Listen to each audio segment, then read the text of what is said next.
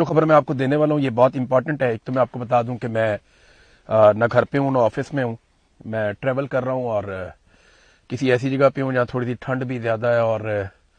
Out ڈور میں ہوں، لیکن تمام تفصیلات میں نے اکٹھی کی۔ ایک تو بہت تہلکہ خیز خبر ہے اور پہلے تو مجھے یقین نہیں آیا، پھر میں نے سورسز سے کنفرم کیا تو پتا چلا کہ پاکستان میں ایک بڑی ایکٹیویٹی ہو رہی ہے، اور ایکٹیویٹی کی ہے پاکستان کی انٹیلیجنس ایجنسی ISI نے۔ ISI کا ایک دفتر ہے اسلام آباد میں، ہم سب جانتے ہیں، آپارہ میں، اور اس دفتر میں کچھ صحافیوں کو بلایا گیا۔ یہ جن صحافیوں کو بلایا گیا ان کی تعداد کوئی تھوڑی نہیں ہے، میں نام کسی کا نہیں لوں گا، مجھے 6 صحافیوں کے نام کا پتا ہے،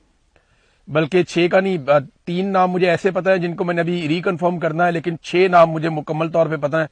تو 9 صحافیوں کا تو میں ذاتی طور پہ جانتا ہوں، لیکن جو ڈیٹا میرے پاس ہے وہ لگ بھگ بتاتا ہے کہ 20 کے قریب صحافی ہیں کم سے کم، جن کو ابھی تک بلا کے فردن فردن یا دو کر کے اور انہیں کچھ گائیڈ لائن دی گئی ہے۔ یہ تمام وہ صحافی ہیں جن سے کچھ سرکار خوش نہیں ہے، یہ وہ صحافی ہیں جن سے پاکستان کی ملٹری اسٹیبلشمنٹ اپنی مرضی کا بیانیہ بنوانے میں مکمل طور پہ کامیاب نہیں ہوئی۔